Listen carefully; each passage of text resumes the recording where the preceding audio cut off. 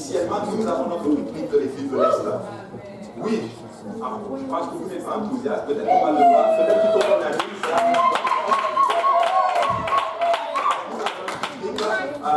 On est encore vraiment en train de mettre certaines choses sur place, mais on va vraiment bien considérer que nous avons le culte de l'Église de l'Est et ça va être opaque, c'est juste devant là, et vraiment ça va être bon. Amen. Donc si on peut, je sais que tout le monde n'est pas là et qu'on l'annonce dimanche, mais invitez quelqu'un, en tout cas soyez là, nous allons passer du bon temps ensemble. Donc des hamburgers, des hot dogs vont être offerts à l'église.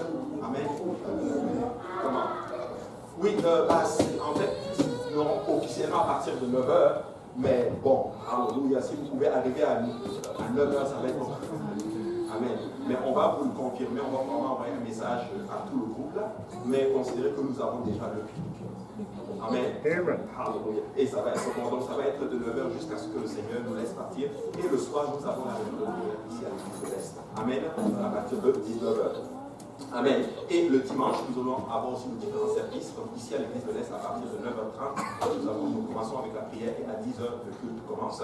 Et à 13h, le groupe de Saint-Laurent, 13h30, 13h prière, 13h30, le culte commence. Et le soir à 17h30, nous avons la prière ici à l'église de l'Est, nous avons notre service du soir. Et moi, je veux vraiment bénir le nom du Seigneur pour le service du soir, qui est vraiment en train de se stabiliser, qui est vraiment en train de monter. La sœur Louisiane a été baptisée dimanche soir passé au nom de Jésus-Christ. Et nous voulons encore bénir le nom du Seigneur. Amen. Alléluia. Et ainsi se termine finalement nos annonces. Maintenant, nous allons aller auprès du Seigneur pour prier pour la parole du Seigneur et nous allons aller dans l'enseignement d'aujourd'hui. Amen. Alléluia. On peut se lever tous ensemble. Amen. On va d'abord lire un passage et nous allons prier. On va lire Genèse chapitre 49, verset 13. Genèse 49, verset 13.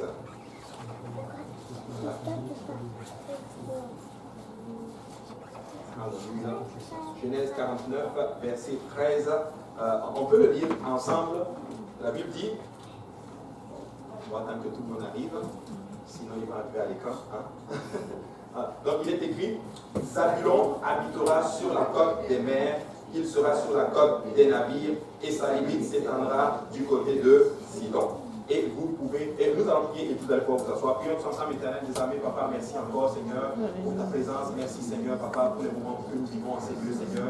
Prends le contrôle des moments qui vont suivre, Seigneur, Papa. Nous tous ensemble, afin que nous puissions recevoir ta parole, Seigneur. Moi que je l'annonce sans crainte, ni papa, Seigneur Jésus-Christ. Et dispose de frères et sœurs, dispose-moi moi-même, Seigneur, à le recevoir. Que cela trouve une place dans nos cœurs, qu'elle germe, qu'elle produise des fruits et que ces fruits nous conduisent à la repentance et à la vie éternelle, Seigneur. Que ton nom soit béni et nous disons tous au nom de Jésus. Au nom de Jésus. Alléluia. Et vous pouvez vous asseoir dans la présence du Seigneur.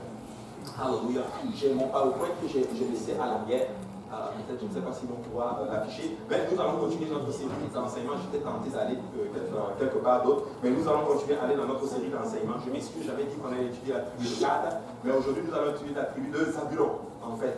Parce que Zabulon est en fait le sixième fils de Léa, mais en termes de nom, il est le 10e en notre terme de son père Jacob ou Israël. Amen.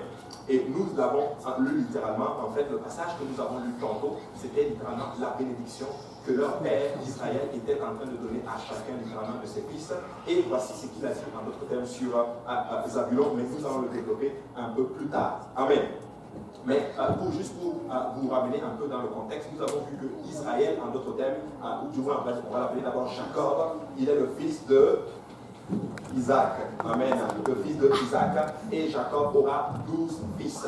Et chacun de ses fils, c'est eux qui vont former les tribus littéralement de la maison d'Israël. Et à la fin de sa vie, littéralement, Jacob, littéralement, n'est plus Jacob, mais Jacob est devenu Israël. Il a été changé.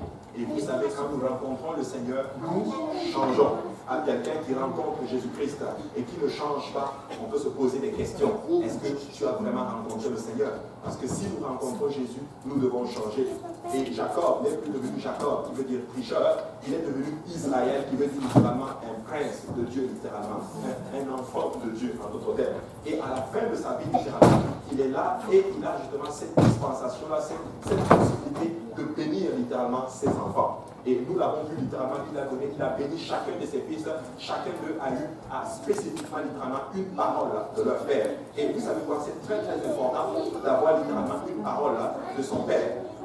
Amen. Et ça, c'est vraiment important de comprendre cela. Et Israël, quand il était littéralement, quasiment, on peut dire, je ne sais pas s'il était sur son lit de mort, mais en tout cas, il était à la fin de sa course, littéralement. Chacun de ses fils était là pressé. Mais qu'est-ce qu'il va dire sur moi? Mais qu'est-ce qu'il va dire sur moi? On a vu, il a parlé sur Ruben, il a parlé sur Siméon et Lévi, il a parlé littéralement sur Judas. Et là, maintenant, il va parler en d'autres termes sur Zabulon. Peut-être que Zabulon était dans sa situation et il attendait, il avait peur, il disait probablement, mais qu'est-ce qu'il va me dire? Qu'est-ce que le Seigneur a réservé pour moi? Mais vous savez quoi? Lorsque nous sommes des enfants de Dieu, nous pouvons nous assurer d'une chose, c'est que Dieu a de grandes choses pour nous.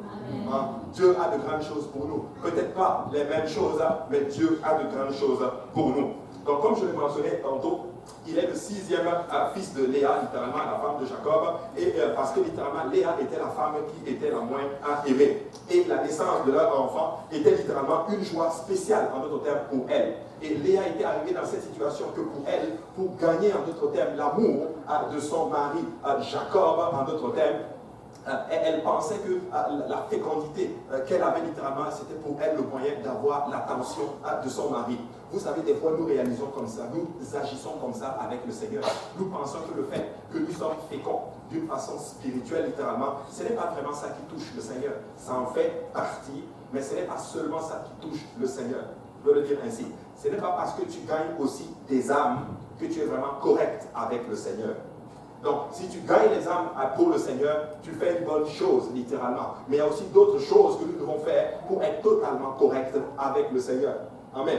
Donc, moi, je n'ai pas envie d'arriver juste à une place où je gagne les âmes, j'amène beaucoup de personnes à Dieu, mais moi-même, je ne suis pas en règle avec le Seigneur. Et elle pensait littéralement que oui, je suis fécond, je lui donne des garçons, je lui donne des fils, littéralement, alors que celle qui est aimée est stérile, il va s'attacher à moi. Mais vous savez quoi? Jacob ne regardait quasiment pas Léa. Quelle femme de classe, littéralement, vive tout en sachant que son mari ne l'aime pas. Mais Léa va conquérir, littéralement, l'amour de son mari. Et le nom, littéralement, qu'elle a donné à cet enfant, littéralement, reflétait son espoir pour la grande naissance, la grande reconnaissance de Jacob. Et Léa, en d'autres termes, va s'écrier dans Genèse chapitre 30, verset 20, elle dit ceci. Léa dit, Dieu m'a fait un beau don. Cette fois, mon mari habitera avec moi, car je lui ai enfanté 6 fils. Et elle appela le nom de Zabulon. Waouh, Zabulon. Ah oui, j'ai 6 enfants. Alléluia. Alors que celle qui est stérile ne peut pas avoir d'enfants. Donc le Seigneur va s'attacher à moi. Combien ici nous avons pensé en d'autres termes que parce que Dieu commence à nous utiliser littéralement, yes, Dieu est avec moi. Qui a déjà pensé cela? Moi, j'ai déjà pensé cela littéralement. Mais je suis arrivé à cette conviction que oui, Dieu doit m'utiliser littéralement. Mais je me fie pas sur le fait que Dieu m'utilise pour penser que Dieu est littéralement en accord avec tout ce que je fais. En d'autres termes, tout ce que je fais pour savoir que Dieu est vraiment en accord avec moi, c'est que je dois évaluer ma vie à travers la parole du Seigneur. Alléluia. À travers la parole du Seigneur. Oui, je veux que Dieu m'utilise, mais je veux en d'autres termes que ma vie soit conforme à la parole du Seigneur. Amen. Très important. Ainsi, Zabulon, littéralement, veut dire, en hébreu, c'est le mot Zebulum, littéralement, qui veut dire habitation, littéralement. C'est lui, en d'autres termes, qui va fonder la tribu de Zabulon. Et Zabulon, en d'autres termes, a été le père de 3 fils. Il a eu un enfant qui s'appelle Séred, un autre s'appelle Elom, et l'autre s'appelle Jalil. Et nous le voyons dans Genèse chapitre 46, verset 14, où il dit ceci, fils de Zabulon, Séred, Elom et Jalil, littéralement. Mais quand vous étudiez littéralement la vie de cet enfant, qui est en d'autres termes Zabulon, il n'y a pas vraiment beaucoup de détails, mais il y a quand même quelques informations pertinentes qui vont nous aider dans notre enseignement aujourd'hui, littéralement. Mais on voit littéralement que dans sa descendance, il a eu littéralement un descendant qui s'appelle Elon. Elon, différent des fils qu'il a eu littéralement, mais Elon qui était juge littéralement du temps où Israël est sorti de l'Égypte. On l'a déjà étudié, le temps des juges. Israël était arrivé à une place littéralement où Dieu va commencer à leur donner littéralement des juges pour les ramener littéralement sur les voies du Seigneur. Les juges, c'était littéralement comme des dirigeants spirituels que le Seigneur va établir dans la vie d'Israël lorsque Israël déviait, lorsque Israël commençait à tomber dans l'idolâtrie. N'êtes-vous pas content que lorsque tu faillis, que Dieu va envoyer un homme de Dieu dans ta vie et te parler, te dire, mon fils ou ma fille, tu dois revenir sur les voies de l'Éternel. N'êtes-vous pas content que Dieu est tellement soucieux de nous que même dans nos pires péchés, Dieu va utiliser tous les moyens nécessaires pour nous ramener sur ses voies, littéralement. Et je rends grâce à Dieu qu'il y ait un descendant de Zabulon, littéralement, qui a été juge, littéralement. On le voit dans Juge chapitre 12, verset 11, où la Bible dit, après lui, Élon de Zabulon fut juge en Israël. Il fut juge en Israël pendant 10 ans. Puis Élon de Zabulon mourut et fut enterré à Ajalon dans le pays de Zabulon. On n'a pas vraiment beaucoup de détails, honnêtement, sur le ministère, en d'autres termes, du fils de Zabulon, ici, son descendant ici. Mais moi, je suis content d'une chose, c'est que ce Élon, qui est descendant de Zabulon, a fait un bon travail. Parce que la Bible, je suis convaincu, l'aurait mentionné littéralement. Mais je peux peut-être me tromper là-dessus, c'est pas bien grave. On va quand même aller au ciel, littéralement. Mais c'est des suppositions. Je suis convaincu qu'il a fait un bon travail, littéralement. Et le nom de Zabulon, comme on l'a vu littéralement, désigne aussi la tribu qui descend de lui à travers littéralement ses 3 fils. Et environ 1 an, littéralement, après que Dieu ait libéré littéralement les Israélites de l'esclavage de l'Égypte, cette tribu comptait 57 000 hommes physiquement formés et âgés de 20 ans et de plus de 20 ans. Donc 20 ans et plus, on peut le voir dans le livre des Nombres, littéralement. Donc il était 57 000. Maintenant, on le voit dans Nombres, chapitre 1, verset 1, où la Bible dit, l'Éternel parla à Moïse dans le désert de Sinaï, dans la tente d'assignation, le premier jour du second mois, la seconde année après leur sortie du pays d'Égypte, il dit, faites le dénombrement de toute l'assemblée des enfants d'Israël, selon leur famille, selon les maisons de leur père, en comptant par leur tête par tête les noms de tous les mâles, depuis l'âge de 20 ans et au-dessus de tous ceux d'Israël en état de porter les armes. Vous en ferez le dénombrement selon leur division, et toi et Aaron. Et dans Nombre 1, 31, la Bible dit, les hommes de la tribu de Zabulon dont on fit le dénombrement furent de 57 400. Ça en fait beaucoup. Mais pourquoi je parle du nombre, littéralement? Pour vous montrer littéralement quelque chose de pertinent. Et j'en avais parlé quand on avait étudié la tribu de Juda. C'est que quand on a fait le deuxième recensement qui a été effectué après les 40 ans qu'ils ont passé dans le désert, Zabulon a augmenté, en d'autres termes, de 3100 hommes. Donc, il passe de 57 000 à 57 000 plus 3100 hommes. Littéralement, on le voit dans le nombre 26, 27. Voici mon point aujourd'hui, peuple de Dieu. C'est comme si l'épreuve du désert, littéralement, a un impact positif sur lui. Il passe par le désert, il ne régresse pas, il augmente. Et je suis là pour dire à quelqu'un aujourd'hui, peut-être que tu passes par des temps de désert, mais laisse-moi te dire que tu ne dois pas laisser le désert, littéralement, te diminuer, mais tu dois permettre au désert de t'augmenter, en d'autres termes. Si nous passons par le désert, c'est parce que Dieu veut faire de grandes choses avec nous. Écoute, Dieu ne veut pas n'aime pas voir un de ses enfants souffrir. Et Dieu n'est pas un sadomaso. Dieu ne prend pas plaisir à te voir souffrir. Dieu ne prend pas plaisir à te voir dans ta situation meurtrie, littéralement triste, et tu commences à faner, tu commences à perdre littéralement du poids, tu perds ta joie, tu perds littéralement cette chose, en d'autres termes, cette atmosphère qui te rend joyeux dans la maison du Seigneur, littéralement, ou même dans la vie. Non, Dieu ne prend pas plaisir à cela. Mais si Dieu permet que tu passes par le désert, c'est parce que Dieu veut faire un grand travail extraordinaire en toi. Ainsi, nous ne devons pas fuir le désert. Nous devons des fois dire au Seigneur, oui, je vais passer par le désert et je ne vais pas périr dans le désert. Je vais sortir du désert et je vais entrer dans ma promesse. Écoute, si je passe par un problème, c'est que Dieu veut m'apprendre quelque chose. Et je l'ai dit, Dieu est plus intéressé littéralement à te transformer qu'à te sortir de ton problème. Amen. Dieu est intéressé à nous changer. Et voulez-vous connaître un spécialiste du changement? C'est Jésus-Christ. Il change. Écoutez, il ne va jamais te laisser là où il t'a trouvé. Si Jésus t'a trouvé au point A, laisse-moi te dire qu'il va t'amener à un point B. Et si tu es au point B, il va encore t'amener à un point C. Et ainsi de suite. Mais Dieu est intéressé littéralement à nous changer. Et je vais dire encore une fois, un des plus grands ennemis littéralement de la marche dans le Seigneur, c'est ce qu'on appelle le statu quo. Et c'est ce qu'on appelle la satisfaction. Moi, je ne suis pas satisfait de là où je suis dans ma relation avec le Seigneur. Parce que je sais qu'il y a quelque chose de plus.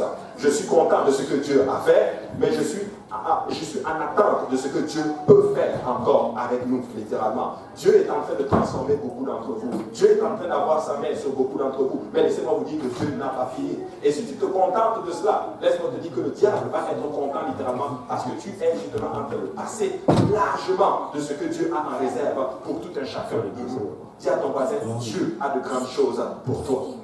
Amen. Le Seigneur a de grandes choses pour eux. Donc l'épreuve du désert est profitable à notre cher Zabulon. Il croit malgré le temps, il augmente malgré le désert, alors que certaines tribus ont diminué dans le désert. Alors que certains d'entre nous, des fois, nous régressons dans les moments de difficulté. Il y en a certains d'autres qui vont monter. Mais je suis content de voir littéralement à des enfants de Dieu littéralement dans cette maison. Je sais que certains d'entre vous, ce n'est pas évident littéralement les situations par lesquelles vous traversez. Mais je suis content de voir l'œuvre que le Seigneur est en train de bâtir dans vos vies. Vous pouvez battre les mains pour le Seigneur. Vous pouvez dire merci à Dieu.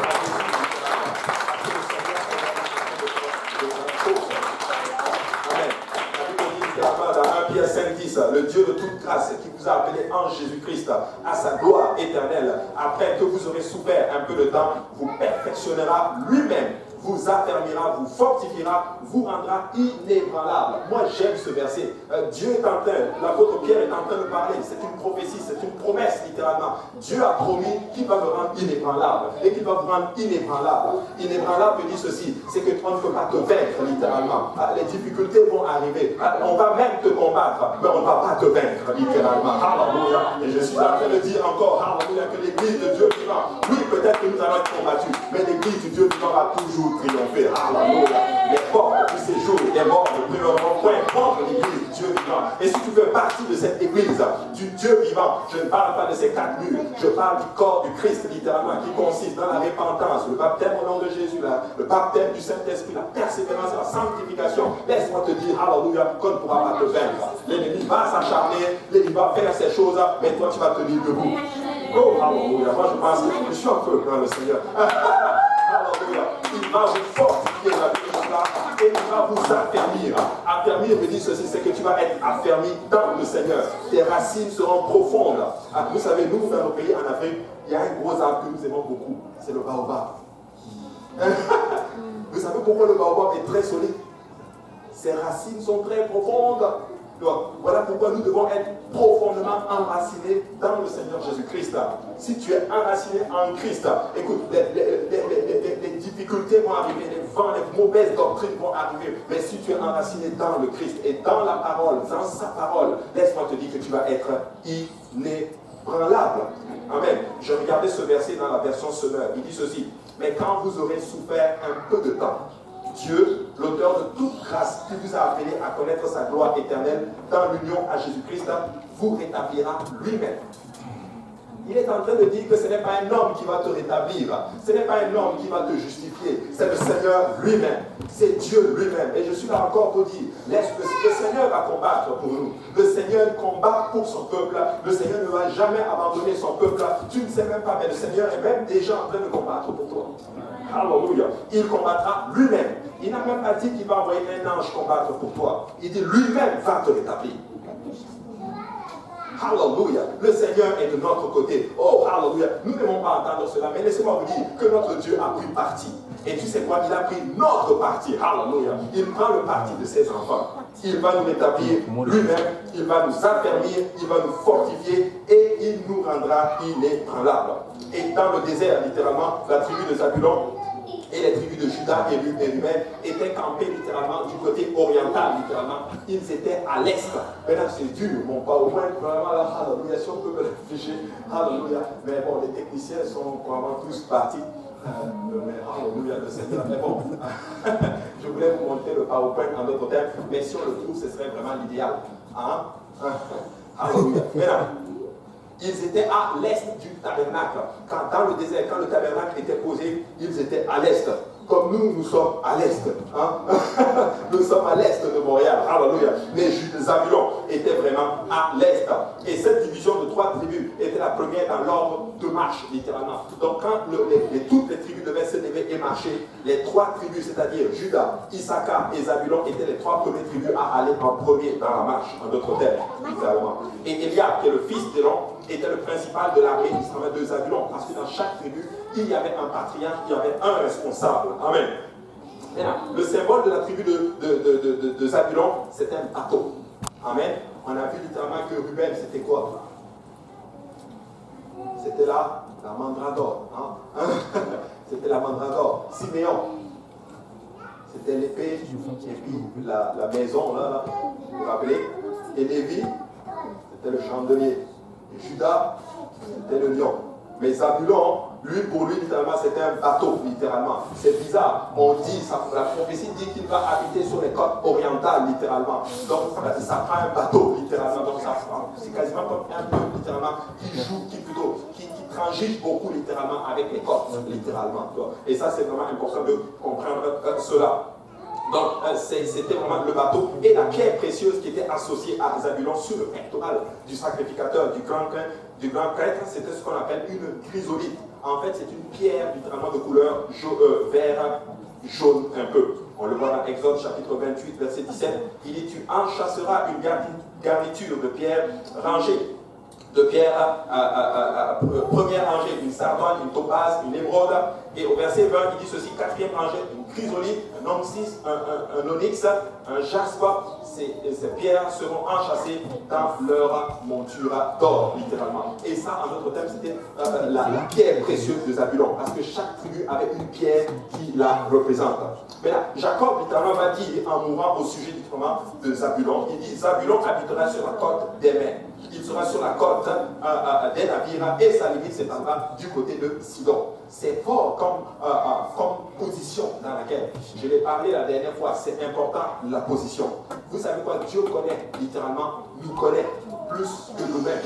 Donc Dieu va aussi nous positionner, tant dans le ministère, tant littéralement dans l'église locale, dans toutes choses, Dieu va nous positionner quelque part. Mais si nous respectons les positions, laissez-moi vous dire que c'est là que nous allons pouvoir jouir des bénédictions de l'Éternel.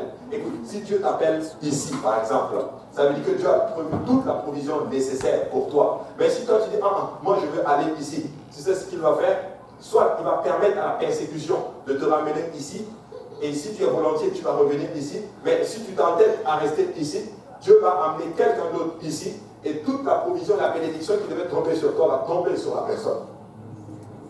Alléluia. Alors nous voulons faire la volonté du Seigneur, parce que c'est comme ça que nous allons pouvoir jouir des bénédictions et des grâces du Seigneur. Vous savez, il y a plein de fois où j'ai voulu faire beaucoup de choses, faire en tout cas changer de position, on va dire ça comme ça, c'est peut-être flou, moi je me comprends, mais changer de position, et Dieu m'a dit, ne fais pas cela, je veux que tu restes. Et vous savez quoi, en obéissant, Dieu n'a fait littéralement que d'honorer sa parole et de nous bénir, et nous sommes vraiment contents.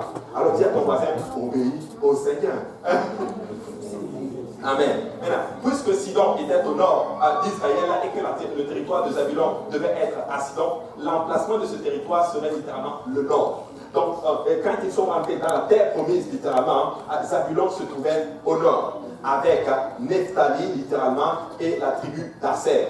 Mais là, j'avais enseigné cela quand j'étais à l'église de Montréal-Nord. Je leur avais dit que quand je pense littéralement à Nephtali, je pense littéralement à l'église de Montréal-Nord, littéralement. Parce que je crois littéralement que cette tribu est juste extraordinaire. Je crois littéralement que le nord d'Israël regorgeait beaucoup de bénédictions et le Seigneur a déclaré beaucoup de paroles prophétiques dans ces zones du nord, littéralement. Donc c'était un endroit bon. Chaque tribu ne pouvait pas envier l'autre tribu.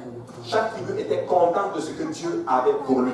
Et je vais encore réenseigner ceci. Vous savez, c'est triste, malheureusement, de voir des fois, même dans la maison du Seigneur, où je vois des gens qui vont envier d'autres. Tu sais, c'est pas bon de faire ceci. Nous ne devons pas nous envier les uns les autres, mais nous devons être contents de ce que Dieu fait avec mon frère ou avec ma soeur et contents de ce que Dieu nous a donné. Amen. C'est très, très, très, très important. N'envie pas ton frère, n'envie pas ta soeur. Si Dieu l'utilise puissamment plus que toi, gloire à Jésus. Écoutez, mon souhait, c'est que Dieu vous utilise plus que moi. Mon souhait, littéralement, c'est que mon frère fasse plus que moi. Nous devons même être capables de prier, Seigneur, utilise mon frère plus que moi, littéralement. Nous devons être capables même de prier comme Moïse, littéralement. Où Moïse a dit littéralement, Seigneur, si tu ne veux pas enlever Israël, si tu ne les pardonnes pas, si tu ne les sauves pas, alors moi aussi enlève-moi de ton livre de vie. Écoute, ça c'est un ultimatum grave qu'il a lancé au Seigneur.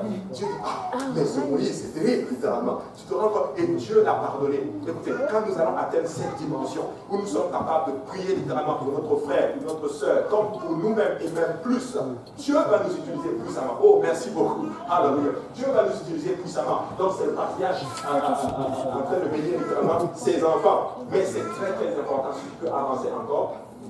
Voilà, avance encore. Encore. Voilà, donc j'ai parlé un peu de l'Est, juste en avant, fais un clic. Voilà, encore un clic. Encore un autre. Voilà. Voilà un autre.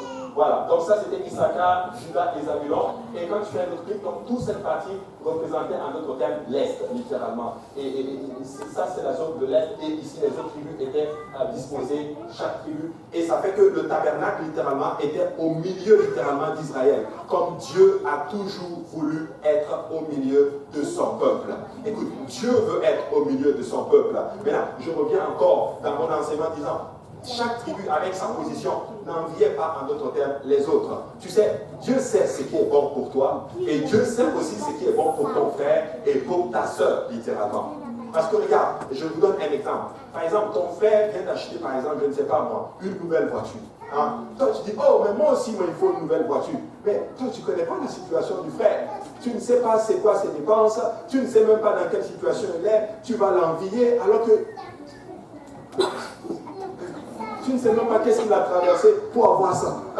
Tu ne sais pas qu'est-ce qu'il a parlé avec Dieu. Tu ne sais pas quelles sont les souffrances qu'il a vécues. Et Dieu a dit, ok, là maintenant je vais. Ou tel frère achète une nouvelle chaussure, un nouvel habit, et ceci, ainsi. Vous savez que c'est important. Nous ne devons pas nous envier. Ou tu utilises telle personne. Ah non, c'est encore telle personne qui chante. Ah non, mais c'est encore telle personne qui ouvre le service. Non, c'est encore telle personne qui va prêcher la parole du Seigneur. Ah non, pasteur a encore mentionné telle personne.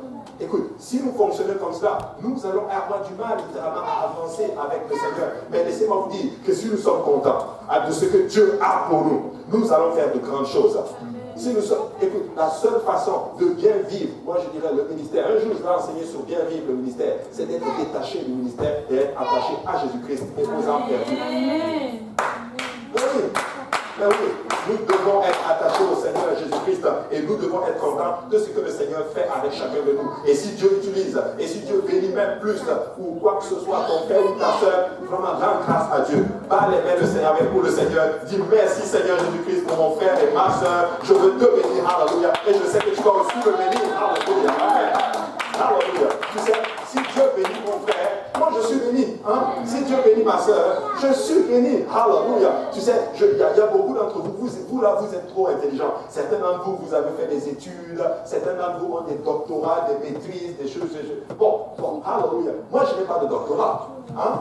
Mais quand je vois ma soeur ou mon frère qui a un doctorat, moi aussi je peux sortir dehors et dire, bon, moi je n'ai pas de doctorat là, mais j'ai un frère. Hein? Donc lui, il a un doctorat. Alléluia. J'ai une soeur, elle a un doctorat. Et je bénis beaucoup le Seigneur. Et nous sommes contents. Hein? Regarde, je vous donne un exemple. Supposons, dis pas, c'est pas la voiture que tu aimes. Ah, une BMW, que le Seigneur te le donne au nom de Jésus. Maintenant, moi je n'ai pas de BMW, ça coûte cher ces affaires-là. Mais si Dieu bénit la sortie pas avec la BMW, écoute, un jour elle va me prendre dedans. Hein? Un jour elle va voir peut-être mon fils et puis elle va dire, ok, bon, toi tu t'es dit, vous étiez à JPDL, bon je vous ramène maintenant à la maison. Amen. Et moi ils sont aussi rentrés dans la BMW. Mais si moi je suis fâché comme tu vas me dire, non mais je ne vais pas te prendre dans ma BMW et tu passes à côté. Hein?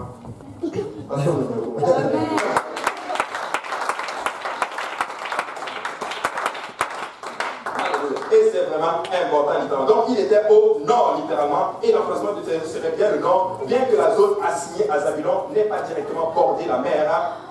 Littéralement, elle est située entre la mer de Galilée à l'est et la mer Méditerranée à l'ouest, de sorte que Zabulon avait accès facile aux deux mers, littéralement. Donc sa localisation facilitait en fait ce qu'on appelle le commerce. Et un fait justement qui peut être évoqué littéralement par la parole de bénédiction de Moïse. Moïse a dit ceci sur Zabulon, il dit « Réjouis-toi, Zabulon, dans tes courses, et toi, Issachar, dans tes tentes. » Donc si tu peux avancer encore. S'il vous plaît. Bon, ça c'est dit que c'est à l'est. Hein? Voilà, donc tu peux un clic. Donc on a dit c'était le bateau et sa position sur le pectoral, c'était ici. Encore. Voilà, sa pierre c'était la chrysolite. Voilà. Et voilà, fais un clic. Voilà. La position de Zabulon, c'était cette petite terre, littéralement. Oui, vous avez l'impression que ce n'est pas bordé littéralement par les côtes, comme la prophétie le dit. Mais quand vous étudiez bien littéralement, en fait, elle avait un accès facile entre les deux mers, littéralement. Et c'est ça qui faisait littéralement que c'était un peu, que ça facilitait beaucoup, en d'autres termes, le commerce, littéralement. Pourquoi je parle de cela? Parce que cette position était stratégique. Pourquoi? Parce qu'ils avaient une tendance, une facilité, ce qu'on appelle, je cherche le mot, ils avaient en d'autres termes cette tendance à aller vers le commerce. Donc Dieu les a mis dans un endroit qui va faciliter, en d'autres termes, leur activité. Tu sais, en fonction aussi de tes aspirations et de tes talents et des choses que le Seigneur, des dons que le Seigneur t'a donné, Dieu va aussi t'assigner quelque part. Et là, tu vas pouvoir bien faire littéralement ce que Dieu t'a appelé à faire, littéralement. Je veux vous parler un peu de ma vie. Vous savez, moi, j'ai toujours voulu être huissier quand je suis venu dans la maison du Seigneur. Donc moi, je vais être arrêté à l'arrière, là, et puis je prends l'offrande, et puis je dirige les gens et tout. Et au moment où je devais rentrer dans le je voulais déjà rencontrer, le pasteur me dit, il dit, mettez-le à la projection. Mais si j'avais dit, mais pasteur, moi je vais être huissier, ça allait être difficile, hein? Mais on m'a mis à la projection. J'ai commencé à projeter, ça m'a beaucoup aidé littéralement dans la mémorisation des versets, dans l'étude des versets littéralement, parce que Dieu avait un autre plan pour moi. Dieu m'a amené littéralement à l'enseignement, en d'autres termes. Et Dieu sait quelles sont nos aspirations. Écoute, si tu es dans quelque part et que le pasteur vient te dire, ok, on va t'amener quelque part, d'autres disent, oui chef, merci, hallelujah, on va le faire. Amen. Alléluia. Et c'est comme ça que nous allons grandir. Et cette tribu est vraiment extraordinaire, littéralement. Parce que même quand le patriarche Moïse bénit littéralement Zabulon, il dit ceci: réjouis-toi dans tes courses, et toi, Issachar, dans tes tentes, littéralement. Vous savez, ils étaient aussi couplés un peu les deux, Zabulon et Issachar. Mais le prophète, ou du moins l'homme de Dieu, est en train de dire ici, il est roi, Moïse. Il est en train de parler, il dit ceci: réjouis-toi. Et moi, je suis là pour dire à l'église de l'Est, vous savez, il est temps à un moment donné d'abandonner, d'avoir la mine basse et de se réjouir dans le Seigneur, littéralement. Parce que le monde va mal, le monde est troublé, le monde est triste, il manque de paix. Mais nous avons la paix du Seigneur. Nous devons manifester cette paix du Seigneur. Nous ne devons plus promener des regards inquiets. Nous devons commencer à être contents dans le Seigneur. Nous devons commencer à être réjouissants, à battre les mains pour le Seigneur. Même si ça ne va pas, réjouis-toi. L'apôtre Paul disait ceci, je vous le commande. Réjouissez-vous dans le Seigneur. Alléluia.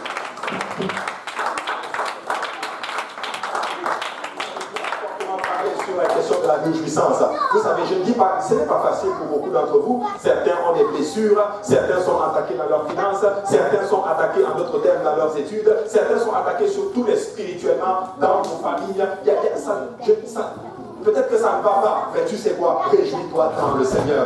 Parce que la joie de l'Éternel, c'est la force de son peuple. Alléluia. Plus nous dans un Dieu joyeux, littéralement, par nos réjouissances, ça sent notre force. Alléluia. Extraordinaire. Vous savez, au moment de la distribution de la terre promise, qui a eu lieu à Shiloh, le troisième lot, littéralement, est allé à Zabulon. On le voit dans Josué, chapitre 18, verset 8. Et la tribu avait littéralement un représentant nommé par Dieu qui collaborait littéralement dans la division du pays. Vous savez, quand Josué a été chargé de dispatcher la terre promise à chaque tribu avait un représentant. Et Zabulon aussi avait un représentant. Donc quand on a assigné la terre à Zabulon, le représentant ne s'est pas levé disant: ok, non, alléluia, moi, non, nous on n'aime pas. Non, il dit: ok, gloire à Dieu, Josué, tu nous donnes ça, nous prenons et le Seigneur est bon. Alléluia. Et c'était Élisaphan, un fils de Parnac. On le voit dans Nombre 34, 17 et 25.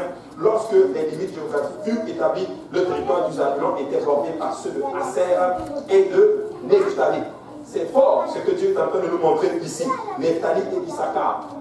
Dans le désert, il était avec Issachar, et plutôt il était avec Issachar, Juda, et Zabulon. Mais dans la terre promise, il n'est plus avec Juda. Il est bordé littéralement avec Issachar et Aser. Qu'est-ce que ça veut dire littéralement? Ça veut dire qu'il y a un temps pour toutes choses. Des fois, Dieu va t'amener ici, mais à un moment donné, Dieu va t'amener quelque part d'autre, littéralement. Et c'est comme ça que nous devons fonctionner. C'est pour ça que je disais dès le départ que nous ne devons pas nous satisfaire avec ce qu'on appelle le statu quo. Il ne faut pas même pas dire: je me satisfais de ce que... Écoute, Dieu t'a peut-être appelé ici, mais qui sait, peut-être Dieu va t'appeler quelque part d'autre. Certains d'entre vous, vous étiez littéralement à Saint-Laurent. Et Dieu vous a amené ici. Hein? Ça veut dire ceci, que Dieu connaît et il guide vos pas. La Bible dit littéralement dans le livre de Jérémie que ce n'est pas un homme, quand il marche, à guider ses pas. Écoute, si tu guides tes pas, ce n'est pas bon. Mais si tu laisses l'Éternel guider tes pas, ça, c'est bon. Hein? C'est extraordinaire comment Dieu est en train de travailler avec Zabulon. Et Zabulon s'est tenu sur le mont Ébal pour prononcer littéralement les malédictions. Nous savons que quand Israël est entré dans la terre promise, chaque tribu, il y a un certain nombre de tribus qui se sont tenues sur le mont Garizim pour prononcer des bénédictions. Ces bénédictions, c'était quoi? Ces tribus se tenaient sur la montagne, littéralement. Si tu peux avancer un peu, s'il te plaît. D'accord? Voilà, il y avait deux montagnes, et c'est vraiment réel, ces deux montagnes en Israël, littéralement. Il y avait le mont Garizim, et il y a 6 tribus qui sont montées, et ils ont commencé à prononcer des bénédictions. Si vous servez l'Éternel, Dieu va vous bénir. Si vous servez l'Éternel, vos ennemis seront vaincus. Si vous servez l'Éternel, l'Éternel va pourvoir. Si vous servez l'Éternel, etc., etc. Mais il y a aussi une autre quantité, donc 6 tribus qui vont monter sur le mont Ébal pour prononcer ce qu'on appelle les malédictions. Si vous ne servez pas l'Éternel, vous allez avoir telle difficulté. Si vous ne servez pas l'Éternel, il y a ça qui va arriver. Et Zabulon, lui, s'est tenu sur le mont Ébal pour prononcer en d'autres termes les malédictions. Maintenant, je ne vois pas la chose mauvaise dans ce point-ci. Mais le point que je veux apporter, peuple de Dieu, c'est que si nous servons sérieusement Dieu, si tu sers Dieu, Dieu va te bénir. C'est aussi simple que cela. Si tu obéis à Dieu, Dieu va te bénir. Et si tu n'obéis pas à Dieu, tu vas prendre les conséquences, littéralement, de ceci, littéralement. Vous savez, nous devons obéir au Seigneur. Je ne suis pas en train de vous prêcher seulement à vous, mais je me le prêche à moi aussi, parce que moi aussi, je lutte avec le... Je suis en train de lutter dans ma marche avec le... Tu as une question? Oui.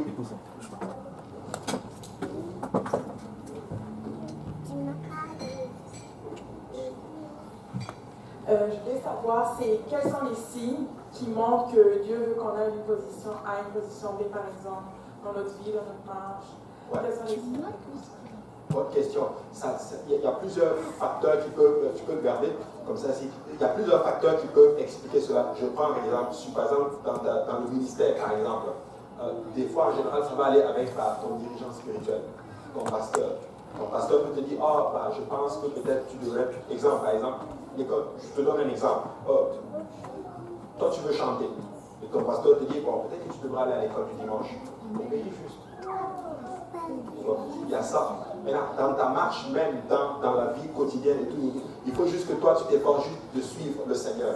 Tu suis ce que Dieu te demande de faire. Tu suis la Bible et toutes ces choses. Et tu vas voir qu'à un moment donné, tu vas te retrouver tout simplement dans la volonté du Seigneur. Tout simplement. C'est pas... Il n'y a pas vraiment comme des... Souvent, il y en a qui vont dire, j'ai entendu, j'ai eu un rêve. Ça arrive. Dieu parle tantôt d'une manière, tantôt d'une autre. Mais pour moi, la clé, c'est ceci.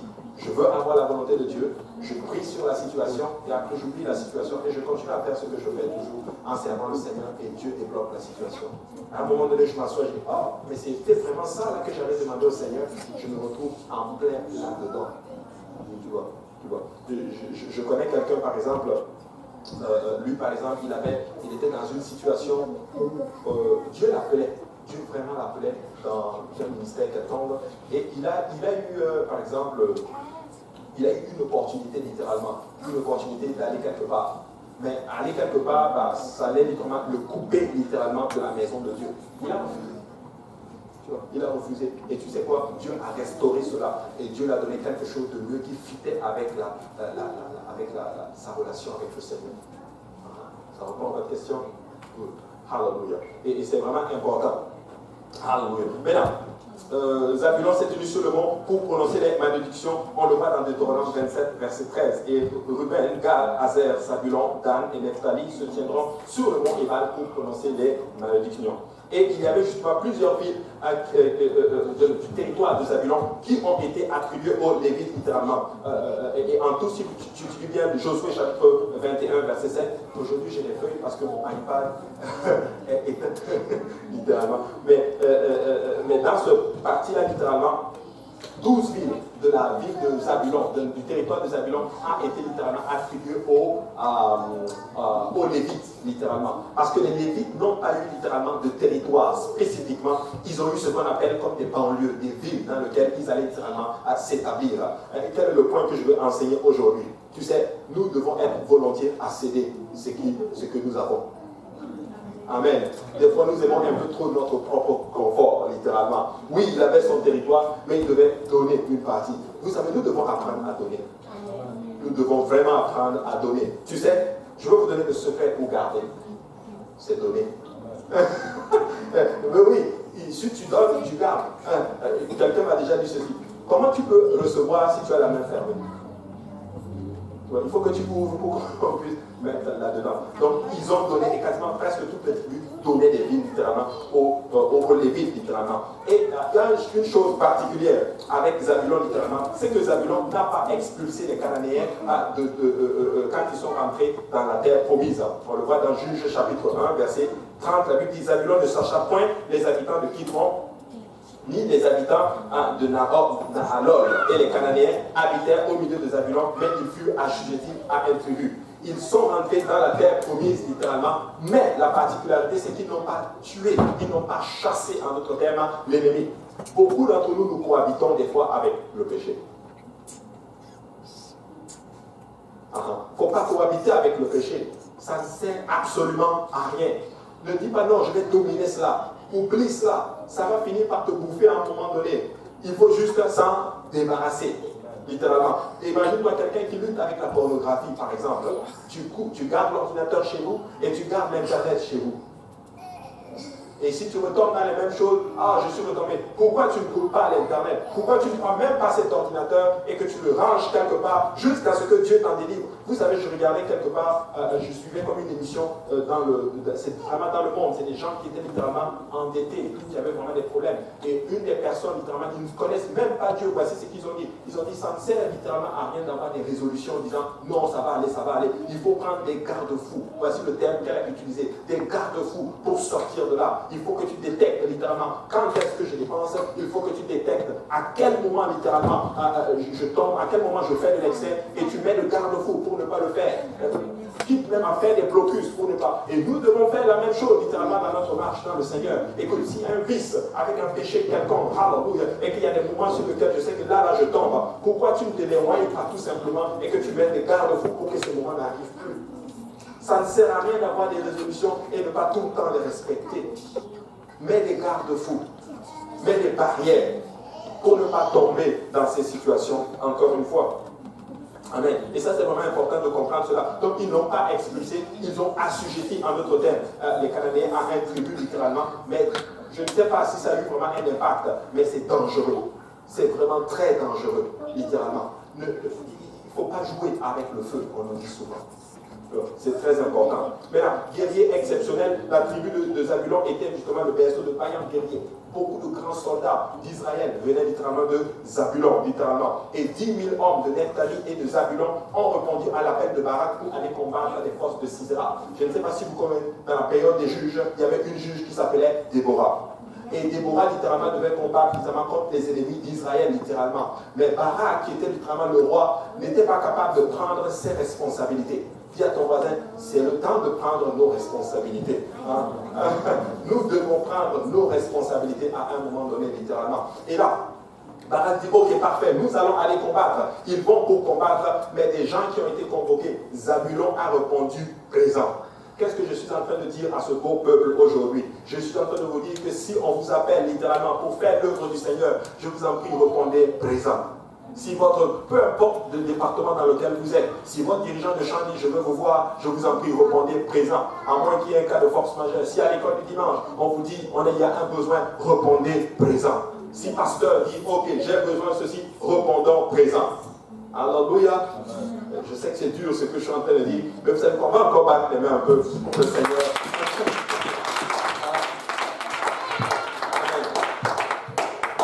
Amen. Il a répondu présent, littéralement. Et quand ils sont allés, ils ont gagné la bataille. Mais regardez le chant que Barak et Déborah vont chanter. Ils vont dire quelque chose de particulier. On le voit dans Juge 5, 18. Zabulon est un peuple qui affronta la mort. Et Nephtali même sur les hauteurs des champs. C'est un peuple qui affronte la mort. C'est un peuple qui affronte les difficultés. C'est un peuple qui est prêt à dire, ok, nous allons aller combattre, mais nous n'allons pas rester littéralement dans la servitude. Tu sais, c'est le temps à un moment donné que les enfants de Dieu disent, moi je ne reste pas dans la servitude parce que je refuse d'être un esclave du diable. Je préfère être un esclave de Jésus-Christ. Et il ne veut même pas que tu sois son esclave, il veut que tu sois son enfant. Alléluia. C'est important. Alors c'est le temps à un moment donné d'affronter la mort. Et je rends grâce à Dieu que notre Seigneur a affronté la mort pour nous. Alléluia. Nous pouvons alors déclarer, ô mort, où est ton aiguillon? Notre plus grand ennemi a été vaincu. Alléluia. Et nous pouvons avoir la vie éternelle à travers notre Seigneur Jésus-Christ. En fait, c'est un type du Seigneur Jésus-Christ ici, où il affronte la mort littéralement pour gagner sa liberté. Alléluia. Christ a affronté la mort pour que vous et moi nous puissions avoir littéralement la liberté. N'est-ce pas paradoxal que quelqu'un devait mourir pour que vous et moi nous puissions vivre? Alléluia. Quelqu'un devait être percé et meurtri et blessé pour que vous et moi nous puissions avoir la guérison. Mais je rends grâce à Dieu, alléluia, que ce n'est pas pasteur à vous qui l'a fait, ce n'est même pas pasteur Corosé qui l'a fait, ce n'est pas vous et moi qui l'avons fait, mais c'est le grand roi, le Seigneur des Seigneurs, le Dieu tout-puissant, le Seigneur Jésus-Christ qui a donné son dos. Alléluia, pour que vous et moi nous puissions avoir la vie éternelle. Alléluia. Alors, si nous suivons cela, nous devons être capables aussi des fois de sacrifier un peu pour que l'œuvre de Dieu avance. Écoute, tu sais quoi, si on ne sacrifie pas, on ne verra pas de grandes choses. Écoute, les apôtres ont sacrifié pour que nous puissions voir littéralement ce que nous sommes en train de voir. S'ils n'avaient pas sacrifié, je ne sais pas si vous et moi nous serons assis ici étant dans la maison du Seigneur. Oui, Christ a fait le grand sacrifice, mais nous devons être volontiers à sacrifier pour l'œuvre du Seigneur. Amen. Tu sais, il y a certaines choses des fois que je n'ai pas vraiment envie de faire. Il y a certaines personnes, des fois, je vais être honnête avec vous, parler même de cœur à cœur. Il y a certaines personnes qui m'énervent, qui font des choses que je n'aime pas. Mais parce que j'aime Jésus-Christ, alléluia, on va juste passer par-dessus. Hein? Alléluia. Mais si nous développons cela, Dieu va faire de grandes choses. Alors dis à ton voisin, pour l'amour de Jésus-Christ, faisons le travail de Dieu. Hein? Alléluia. Extraordinaire. Et Barak, littéralement, avec l'appui des Zabulonites, littéralement, qui dirigeaient les commandements. Tu sais, la plupart des troupes de commandement venaient de Zabulon. Zabulon, il avait cette particularité de mobiliser les gens, littéralement, autour du roi pour aller faire, littéralement, la guerre. Tu sais quoi? Développe cela littéralement. Je vais développer les troupes littéralement pour que l'œuvre de Dieu avance. Moi, je rends grâce à Dieu, à ses frères et sœurs qui mobilisent des fois d'autres sœurs ou d'autres frères littéralement pour aller probablement évangéliser, pour se lever et aller faire quelque chose, pour aller prier littéralement, pour que les âmes arrivent littéralement. Mais ça, c'était Zabulon. Et probablement que Barak s'est appuyé sur lui. Ok, toi, tu as cette capacité d'influencer les autres pour que nous puissions aller faire le travail littéralement. Mais nous devons développer cela littéralement, bien influencer pour que le travail de Dieu avance. Alléluia. Et les Zabulonites, ils sont allés aussi soutenir Gédéon quand il a demandé des guerriers. Tu sais, c'est les gens qui soutiennent littéralement. Écoute, ça prend que l'œuvre avance, je vais apporter mes bras littéralement. Moi, je n'ai pas envie d'être un spectateur. Étant dans la maison du Seigneur, je veux partager les fardeaux. Alléluia. Je n'ai pas envie de voir les autres en train de porter le fardeau du Seigneur et moi je suis assis là, en train littéralement de me rongler les jambes, les ongles, ou en train de vouloir profiter de l'onction des autres littéralement, ou du travail des autres littéralement, ou du sacrifice des autres littéralement. Vous savez, j'ai bénéficié de ça à un moment donné, mais c'est le temps pour moi de donner aussi ma contribution. C'est le temps pour moi de donner aussi ma part. C'est le temps pour moi aussi de me lever et de dire, je vais faire ma part pour que l'œuvre de Dieu avance. Alléluia. Dis à ton voisin, on va se partager les fardeaux. Hein? On va se partager les fardeaux. Il répond toujours présent quand on a besoin d'eux, littéralement. Il fut revêtu, regardez, Juge 6,34, Gédéon fut revêtu de l'Esprit de l'Éternel, il sonna de la trompette et Abiezer fut convoqué pour marcher à sa suite. Il envoya des messagers dans tout Manassé qui fut aussi convoqué pour marcher à sa suite. Il envoya des messagers dans Azer, dans Zabulon et dans Nephtali qui montèrent à leur rencontre littéralement. Ils répondaient toujours présents lorsqu'on faisait appel à eux. Nous ne devons pas arriver à cette place littéralement où nous fouillons littéralement le travail de Dieu, mais nous devons accepter et embrasser l'œuvre du Seigneur. Vous savez, nous sommes dans un temps où il y a un esprit qui va commencer à entrer, qui est même déjà entré dans l'église. C'est un esprit d'épuisement et un esprit de fatigue et un esprit d'assouplissement littéralement. Voilà pourquoi l'apôtre Paul dit ne vous lassez pas de faire le bien. Il ne faut pas se fatiguer de faire le bien. Vous savez, on se fatigue vite de faire le bien. On se fatigue très vite. Mais je rends grâce à Dieu que Dieu est en train de nous baptiser d'un esprit de force et de persévérance. Certains d'entre vous, vous sortez, vous allez chercher des âmes pour les emmener dans le Seigneur. Il y a beaucoup ici qui utilisent beaucoup de leur carburant pour aller chercher des armes. Il y a beaucoup ici, littéralement, qui sacrifient beaucoup, des heures de sommeil, littéralement, pour les armes. Je sais qu'à un moment donné, tu te poses des questions, tu te dis, où est-ce que ça va même tout ça? Je suis épousé, je donne tout le temps. Mais quand je viens dans la maison du Seigneur, je ressens des revers. Donc j'ai des persécutions, j'ai des problèmes qui m'arrivent. Mon frère, ma soeur, écoute-moi très bien. Dieu ne va jamais oublier le travail que tu fais pour lui. Dieu ne va jamais, justement, Dieu ne garde jamais le crédit de quelqu'un. Écoute, si tu as fait quelque chose pour Dieu, Dieu va te le rendre à un moment donné. L'homme ne te le rendra pas, mais seule l'éternité va nous révéler ce que vous êtes en train de faire pour l'œuvre du Seigneur. Alléluia. Même si le pasteur ne voit pas, même si les hommes ne voient pas, même si les gens ne le manifestent pas, alléluia, continuez le travail du Seigneur. Alléluia. Un jour, la trompette va sonner littéralement. Vous allez vous tenir devant le grand roi. Il va vous dire, bien fait, fidèle serviteur, entre dans la joie de ton maître. Alléluia. Le dit à ton voisin, on va continuer l'œuvre du Seigneur. Alléluia. Alléluia. C'était vraiment des grands guerriers, littéralement. Et parmi les partisans de David, il y avait 50 000 Zabulonites. Moi, je crois que David était l'un des plus grands rois, quasiment, que Israël ait connu. Mais quand tu vois littéralement l'armée forte, les bras droits, les hommes forts de David, il y avait 50 000 Zabulonites, littéralement, des hommes loyaux. Et ces gens n'avaient pas un double cœur. Ils étaient sincères, littéralement. Quand ils disent, nous sommes loyaux aux dirigeants, Écoutez, je ne suis pas en train de vouloir prêcher pour ma paroisse, mais je suis en train de dire ceci. Si tu es loyal à Dieu, loyal à la maison de Dieu, et loyal à l'homme de Dieu, Dieu va te bénir. Amen. C'est aussi simple que cela. Les Zabulonites n'avaient pas un double cœur. Ils ne faisaient pas quelque chose devant l'homme de Dieu et allaient faire quelque chose derrière. Ils ne faisaient pas quelque chose dans la maison de Dieu devant leurs frères et sœurs et sortir aller faire quelque chose. Écoutez, nous devons avoir un cœur pur devant le Seigneur. Écoute, c'est que tu es dans la maison du Seigneur, tu dois être la même personne dehors. C'est que tu es dans la maison du Seigneur, tu dois être la même personne chez toi. Ces hommes n'avaient pas un double cœur. Ils étaient de tout cœur avec David et avec leur aide. David a réussi à tout prendre, à être le roi d'Israël. Et Dieu a commencé littéralement à utiliser Israël. 1 Chronique 12, 23 dit ceci, voici le nombre des hommes d'armée pour la guerre qui se rendirent auprès de David à Hébron, afin de lui transférer la royauté de Saül selon l'ordre de l'Éternel. Vous savez, Dieu avait appelé David, mais les gens, Saül et les anciens, se sont rébellés contre David. Tu sais, des fois, quand Dieu t'appelle dans quelque part, tu vas avoir des difficultés. C'est la triste réalité.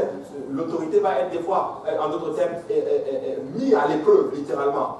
Quand Saül va mourir, les anciens vont aller voir David. David, nous, on sait que Dieu t'avait choisi.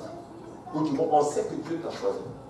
Mais, je n'ai jamais compris cela. Mais attendez, vous savez que Dieu m'a choisi, David probablement leur disait, mais pourquoi vous m'avez persécuté tout ce temps-là? Mais écoute, c'était probablement pas le temps, mais il y a toujours eu ces gens-là, ces Zabuloniens qui disent, d'un cœur sincère, nous allons soutenir David afin qu'il puisse continuer l'œuvre du Seigneur. Amen. Regarde, 1 Chronique 12, 33 dit ceci, de Zabulon 50 000 en état d'aller à l'armée munis pour combattre toutes les armes de guerre et prêts à livrer bataille d'un cœur résolu.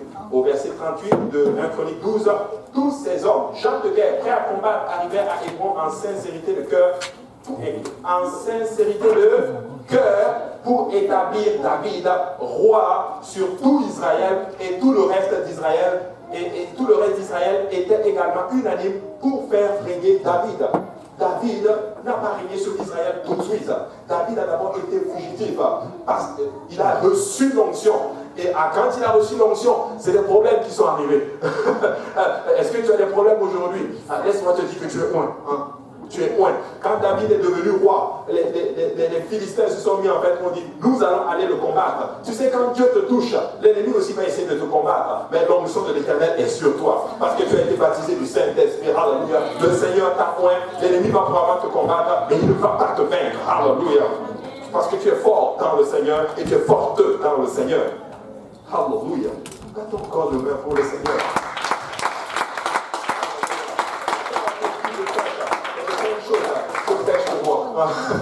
Je suis vraiment en train de me parler littéralement. Oh, alléluia, nous allons gagner ces batailles. Alléluia, nous allons renverser l'ennemi de notre âme. Satan, tu ne peux rien faire contre un enfant de Dieu. Alléluia. Et moi je déclare, vous savez quoi? Vous n'allez pas quitter la maison du Seigneur. Vous n'allez pas être des rétrogrades. Vous allez persévérer jusqu'au bout. Et quand la trompette va sonner, on va se voir les uns les autres. Oh, alléluia. Oh, Sœur José, elle est là. Oh, Sœur Tipa est là. Oh, alléluia, Sœur Emmanuel est là.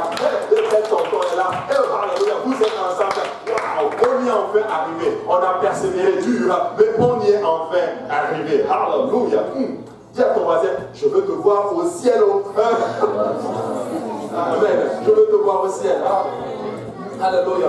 Il fut roi, littéralement, regardez. Il fut 3 jours avec David, mangeant et buvant avec les frères, avec leurs frères, avec les frères des vivres. Regardez le verset 40. Et même ceux qui habitaient près d'eux, jusqu'à Issachar, à Zabulon et à Nephtali, apportaient des aliments sur des ânes, sur des chameaux, sur des mulets et sur des bœufs, des mets de farine, des masses de figues sèches, des raisins secs, du vin, de l'huile, des bœufs, des brebis en abondance, car Israël était dans la joie. Wow! Écoutez, c'est le temps pour nous. Vous savez, je rends grâce à Dieu pour l'église que nous avons. Quand il y a des conférences, certains d'entre vous, lors des banquets, vous sacrifiez beaucoup. Hallelujah. Certains vont amener du riz, certains vont amener du poulet, certains vont donner ceci, certains vont donner de leur énergie. Pourquoi? Parce que nous sommes dans la joie. Hallelujah. Nous ne prenons part à cela littéralement parce que nous sommes motivés pour voir l'œuvre du Seigneur avancer. Écoutez, nous voulons, moi je veux voir cette œuvre avancer. Je vais soutenir cette œuvre. Hallelujah. Parce que je ne suis pas en train de bâtir mon propre royaume,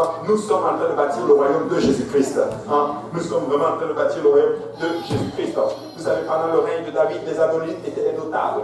Ils subjuguaient leurs ennemis littéralement. En fait, c'était des gens forts, littéralement. On ne voit pas littéralement de difficultés, on ne voit pas vraiment de fautes majeures sur la vie de Zabulon. Tu vois, dans le psaume 68, il est même mentionné. Tu sais, le psaume 68, c'est un psaume de marche militaire, littéralement. Olivier Cromwell, c'est un monsieur qui a beaucoup lutté littéralement pour l'Angleterre, littéralement, c'était son psaume préféré, littéralement. Mais dans ce psaume, au verset 27, Zabulon, littéralement, est mentionné, littéralement. Et c'est vraiment un personnage une tribu extraordinaire. Et dans 2 Chroniques 30, un certain membre de la tribu de Zabulon se sont humiliés. Et ont répondu à l'invitation du roi Ézéchias de Juda pour assister à la célébration de Pâques à Jérusalem. C'est fort. Barak les appelle, ils sont là. Gédéon les appelle, ils sont là. Quelques années, des siècles plus tard, c'est Ézéchias qui les appelle. Écoutez, il y a conférence ici. Hallelujah. Nous devons célébrer la Pâques à Jérusalem. Ils se sont humiliés. Nous devons aller littéralement. Vous savez quoi? Nous devons soutenir l'œuvre du Seigneur. Nous devons vraiment être ensemble pour cette œuvre littéralement. Et nous ne devons pas avoir peur de nous humilier devant le Seigneur. Tu sais quoi? L'humilité là, ce n'est pas une faiblesse. L'humilité, c'est toute une force. Alléluia. Tu sais, quelqu'un qui est humble est très fort. Et je rends grâce à Dieu que Jésus-Christ était très fort. Parce qu'il était humble, hallelujah, littéralement. Et c'était vraiment une attitude, ils se sont humiliés, ils ont répondu à l'appel. On le voit dans 2 Chroniques 30, au verset 1, la Bible dit, Ézéchias envoyait des messagers dans tout Israël et Juda, et il écrivit aussi des lettres à Ephraïm et à Manassé pour qu'ils viennent à la maison de l'Éternel, à Jérusalem, célébrer la Pâque en l'honneur de l'Éternel, le Dieu d'Israël. Et au verset 10 de 2 Chroniques 30, les coureurs allèrent ainsi de ville en ville dans le pays d'Éphraïm et de Manassé et jusqu'à Zabulon. Mais, écoutez bien, mais on se riait et l'on se moquait d'eux. Le roi a envoyé des gens pour aller chercher des gens à venir pour la fête. Mais certains se moquaient littéralement des envoyés. Mais au verset 11, la Bible dit, cependant, quelques hommes d'Azer, de Manassé et de Zabulon s'humilièrent et vinrent à Jérusalem, littéralement. Tu sais, quand tu fais l'œuvre du Seigneur, certains vont se moquer de toi, littéralement. Mais laisse-moi te dire, hallelujah, qu'il y en a toujours eux cinq qui vont dire, moi je vais faire ce que Dieu dit. Il y en a qui vont dire, non, moi je ne peux même pas faire ceci. Non, je ne fais pas ceci. Mais il y aura toujours un groupe, un résidu probablement, je ne sais pas, qui va dire, moi je vais faire le travail du Seigneur, je ne m'associe pas à cela. Et Zabulon Zabulon va dire ceci, littéralement, moi je vais m'humilier et je vais suivre ce que le roi a demandé, littéralement. Au verset 17, la Bible dit ceci, comme il y avait dans l'assemblée beaucoup de gens qui ne s'étaient pas sanctifiés, les Lévites se chargeaient d'immoler les victimes de la Pâque pour tous ceux qui n'étaient pas purs afin de les consacrer à l'Éternel. Car une grande partie du peuple, beaucoup de ceux d'Éphraïm, de Manassé, d'Issachar et de Zabulon ne s'étaient pas purifiés et ils mangèrent la Pâque sans se conformer à ce qui est écrit. Regardez bien, où ils se sont humiliés, mais ils avaient mangé la Pâque, les gens de Zabulon, sans se purifier littéralement. Mais j'aime la suite du verset, ça a l'air mauvais, mais regarde ce que la Bible dit. Mais Ézéchias pria pour eux en disant, feu l'Éternel qui est bon, pardonnez à tous ceux qui ont appliqué leur cœur à attacher à Dieu, à l'Éternel, le Dieu de leur père, quoiqu'ils n'aient pas pratiqué la sainte purification. L'Éternel exauça Ézéchias et il pardonna au peuple. Écoute, ils s'étaient humiliés littéralement. Ils ont suivi le commandement du roi et le roi plaidait littéralement pour eux. Écoute, si tu t'humilies à Jésus-Christ, Jésus-Christ homme va plaider devant Jésus-Christ Dieu.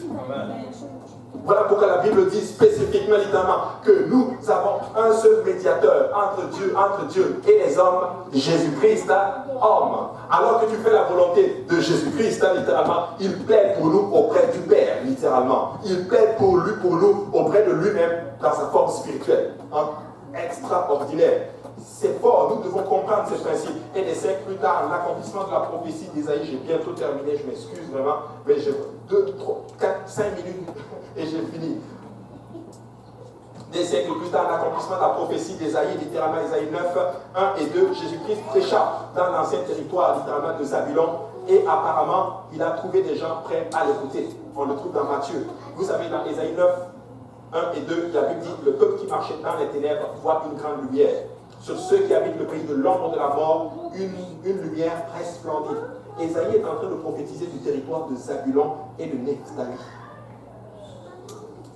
Mais nous ne le voyons pas comme cela littéralement, parce que le nord de d'Israël était un endroit où il y avait beaucoup de pratiques démoniaques, beaucoup de sorcellerie. Il y avait même une grotte qu'on appelle la grotte de la vallée de la mort. C'est là que Jésus s'est déplacé pour déclarer sa fameuse déclaration, les portes du séjour des morts ne prévaudront point contre l'Église. C'était vraiment au nord, littéralement. Et quand Ésaïe prophétisait ceci, que ce peuple voit une grande lumière. Il prophétisait la venue de Jésus-Christ.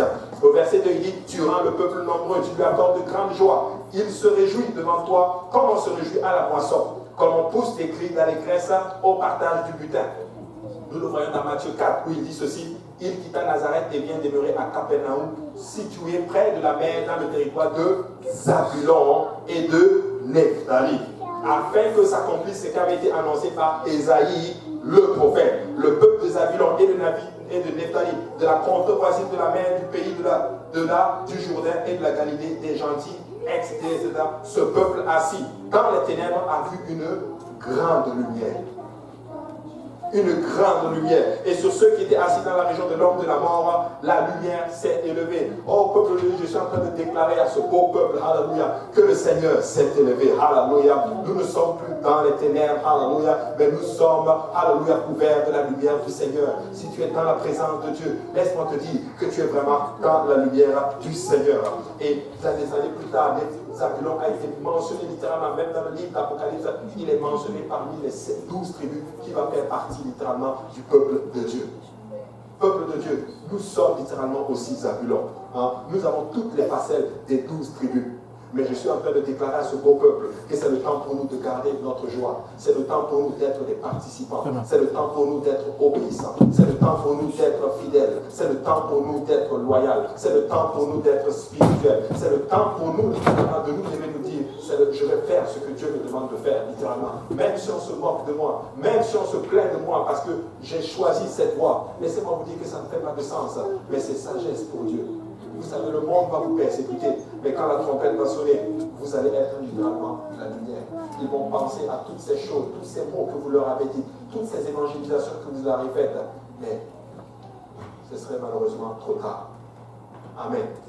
Lèvons-nous dans la présence du Seigneur aujourd'hui. Alléluia. Nous allons continuer. Oui, on peut battre les mains pour le Seigneur Jésus-Christ. Alléluia. Et c'est vraiment important pour nous de garder cela dans le cœur. Alléluia. De garder cela dans le cœur. Alléluia. Gloire au nom de Jésus. Alléluia. Prions tous ensemble, éternel, nous voulons te rendre grâce ce soir, papa. Nous voulons encore te bénir, Seigneur Jésus-Christ. Père, nous te prions, Seigneur, que toutes les facettes, papa, de Zabulon, que nous avons étudiées ce soir, papa, que cela, Seigneur, papa, nous renforce, Seigneur Jésus-Christ. Nous voulons être des participants, Seigneur Jésus-Christ. Nous voulons le rendre présent lorsque tu fais appel à nous, Seigneur, mon Dieu. Alléluia, papa. Nous voulons prendre part, nous voulons être, papa, fidèles. Nous voulons être loyaux, Seigneur, Seigneur, mon Dieu, à toi, Seigneur, papa, et à ton œuvre, Seigneur Jésus-Christ. Étends ta main sur mon frère, étends ta main sur ma soeur, Seigneur. Je sais qu'il y en a, papa, qui ont des des difficultés, il y en a qui ont des problèmes, Seigneur. Mais souviens-toi d'eux dans ta miséricorde. Souviens-toi de nous dans ta grâce, Seigneur, Papa, alléluia. Fortifie-nous, Seigneur. Affermis nos pas en toi, Seigneur. Renverse l'ennemi de nos âmes, Seigneur. Donne-nous la victoire sur toute bataille, Seigneur Jésus-Christ.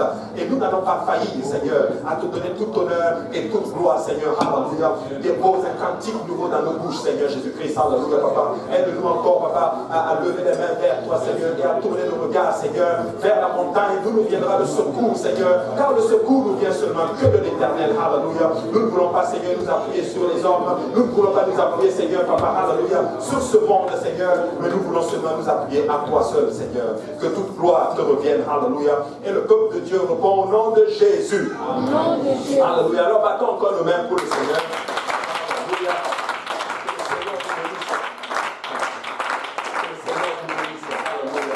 Qu'il vous donne la force et que sa lumière luise sur vous. Et si vous êtes abattu, que ce soit dans votre âme que dans votre esprit, que la grâce du Seigneur vous accompagne. Que la force de l'Éternel soit avec vous. Et si tu as perdu ta joie, mon souhait est que ta joie revienne. Si tu as perdu confiance à l'Éternel, mon souhait est que ta confiance revienne plus fortement dans le Seigneur. Amen. Alléluia. Que le Seigneur vous bénisse.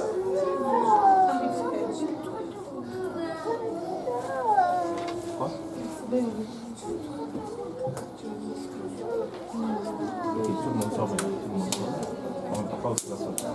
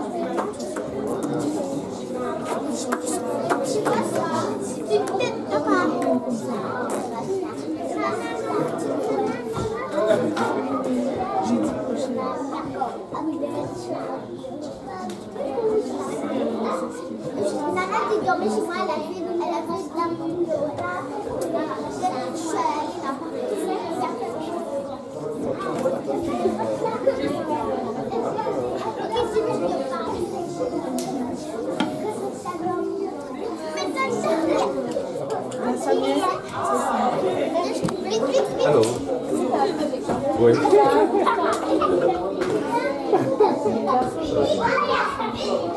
Maman, je te montrerai.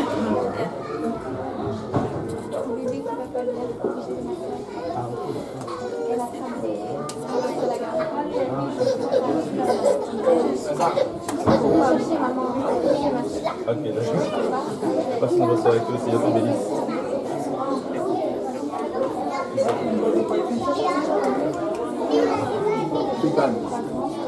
En moto? Oui. Ça me fait pour moi. Pour moi. Ça coûte pas.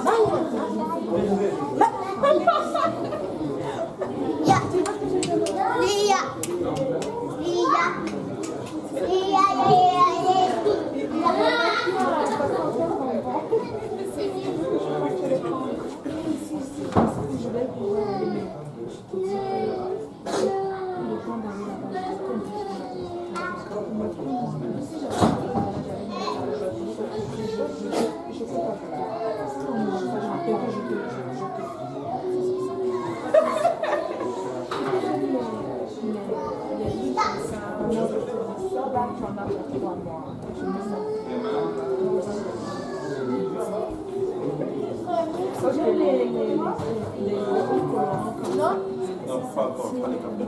Je vais les fermer. Tu peux réutiliser les petits. Pour s'éloigner. Ça j'aime beaucoup. Et on espère que vous avez bien aimé l'église de l'Est et que c'est ma tête qui part. Bye.